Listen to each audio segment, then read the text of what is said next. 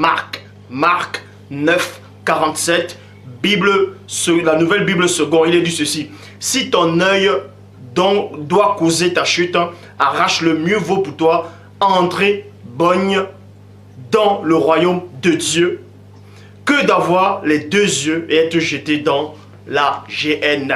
Donc Christ ici a changé le mot des langages et il dit ceci. Si ton œil est pour toi une occasion de chute, mieux vaudrait pour toi de l'arracher. Donc vois avec un seul œil.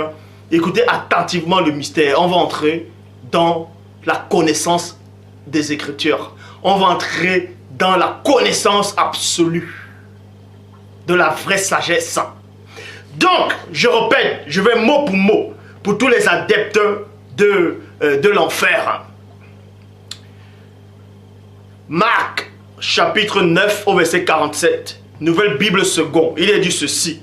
Et si ton œil doit causer ta chute, virgule, arrache-le, mieux vaut pour toi d'être bagne, c'est-à-dire voir avec un seul œil, dans le royaume de Dieu, que d'avoir deux yeux et être jeté dans la géhenne. Dans la géhenne. Et c'est quoi la géhenne? Certains diront que la géhenne, c'est un endroit, c'est l'enfer où on brûle éternellement. Parce qu'il y a plusieurs traductions qui parlent de ça. Dans la traduction, le maître de Sarsi dit ceci, de Sarsi dit ceci. Et si votre œil, vous êtes un sujet de scandale, arrachez-le. Il vaut mieux pour vous que, n'ayant qu'un œil, vous entrez dans le royaume de Dieu, virgule, que d'en avoir deux et être précipité dans le feu de l'enfer. Certains diront que waouh, il vient de citer dans le feu de l'enfer, donc ça veut dire que l'enfer, Zlula s'est contredit, que l'enfer c'est vraiment un lieu de tourment. Non, on va vous expliquer ces choses. Qu'est-ce que la géhenne? Pourquoi déjà, premièrement, quand on dit le feu de l'enfer, ici, ça a été mal traduit. Les gens qui ont traduit cette version, il y a aussi même dans la Bible en français courant, aussi parle de ça. Quand on traduit par rapport au mot enfer qui brûle ou on brûle, c'est complètement faux. Je le dis, je répète, et je pèse mes mots. Je le dis devant le Père lui-même, devant le premier-né et devant l'armée céleste. Que toutes les versions bibliques qui existent, tous les livres où on dit l'enfer est un lieu de tourment, c'est-à-dire où on brûle éternellement, c'est faux. Je dis bien, c'est complètement faux. L'enfer tel que vous imaginez dans vos petits cerveaux humains n'existe pas. C'est erroné et c'est un mensonge. Pourquoi? On repart dans les Écritures. On va prendre les propos de Christ et on va les décortiquer un par un. Parce que Christ parlait beaucoup en parabole et il faut être initié ou bien venu du non-monde ou être éclairé par le Père pour comprendre les phrases du Christ. Donc je repars. Marc chapitre 9 au verset 47. Vous allez voir la révélation. Marc 9, 47. On va même prendre la version qui parle du feu de l'enfer. Marc 9, 47. Traduction le maître de Sarsi. Et si votre œil, et si, c'est une supposition. Tandis que là, dans la nouvelle Bible seconde, il dit, et si ton œil doit causer ta chute, mais je vais aller dans la traduction le maître de Sarsi. Et si votre œil est un sujet de scandale, arrachez-le, mieux vaut pour vous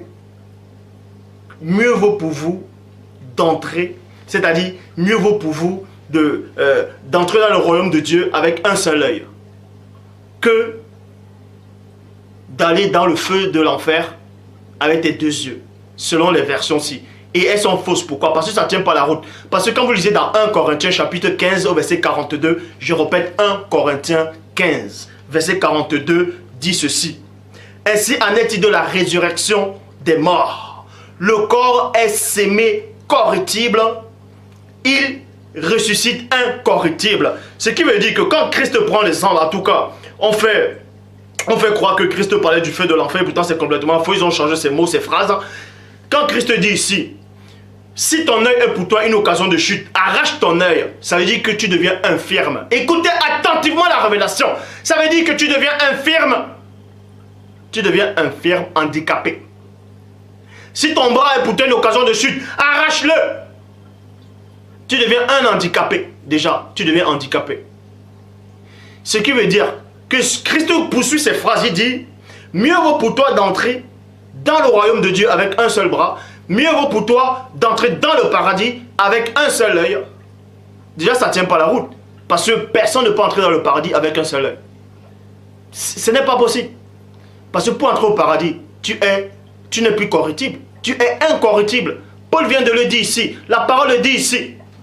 La parole le dit ici dans 1 Corinthiens chapitre 15 verset 42. Le corps est semé corruptible, c'est-à-dire infirme. Tant que vous êtes infirme, vous ne pouvez pas entrer dans le royaume du Père. C'est à la résurrection que vous allez porter des corps glorieux. Et un corps glorieux doit voir, n'est pas infirme. Pour tous ceux qui ne comprennent pas la révélation, tous ceux qui ne sont pas assis dans les Écritures, je suis là pour vous enseigner. Donc Christ, c'était des suppositions, c'était des fables. Donc arrêtez de venir frayer des gens en disant que Christ a parlé de la géhenne c'est le feu de l'enfer où on brûle éternellement. Mensonge. Cette géhenne dont Christ faisait allusion, c'était quelque chose qu'on pouvait voir physiquement. La parole démontre. C'est un endroit où on brûlait les ordures, où on brûlait les poubelles, les cadavres, et le feu était allumé constamment. On appelait ça la géhenne. On peut aussi traduire ça.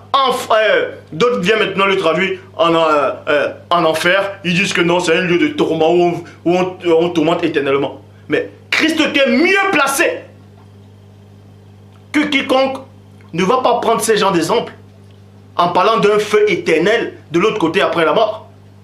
En disant que si ton œil, c'est-à-dire si tu es infirme, mieux vaut pour toi d'entrer dans le royaume de Dieu étant infirme, alors que Christ sait que c'est impossible d'entrer dans le royaume du Père en étant infirme. Ça ne tient pas la route. Donc, ce qui vient après la géhenne, ce n'est pas un lieu spirituel. C'est un lieu visible, physique.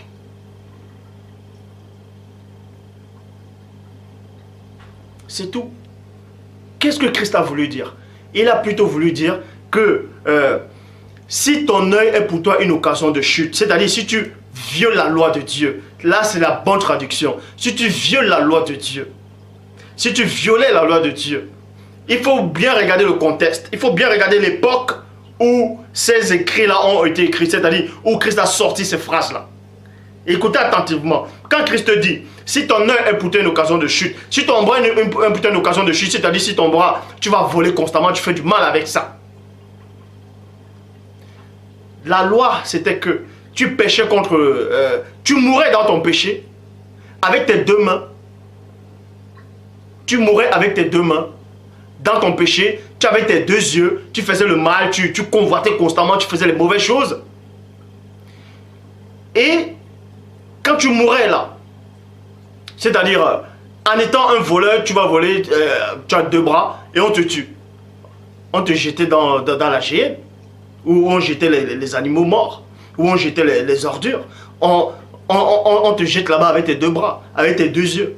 Mais Christ demandait plutôt, sacrifie-toi de ne pas voler, de ne pas convoiter, de ne pas faire le mal. C'est-à-dire, si ton bras est pour toi une occasion de chute, il n'a pas dit, arrache-le. Quand il dit arrache-le, ça ne veut pas dire que tu vas prendre la machette ou le couteau, un truc, tu vas arracher réellement ton bras. Faites attention. Parce que le même Christ dit, quiconque mange ma chair et boit mon sang. Mais Christ n'a jamais dit de manger sa véritable chair et de boire réellement son sang, puisque la parole interdit de boire du sang. Christ n'a jamais dit aux gens d'être cannibales, anthropophages. Donc faites très attention. Quand vous venez dire Christ a dit, la parole dit, la Bible dit, vous venez enseigner. Qui vous a désigné? Le seul enseignant existant dans cette réalité, c'est celui qui est là en face de vous.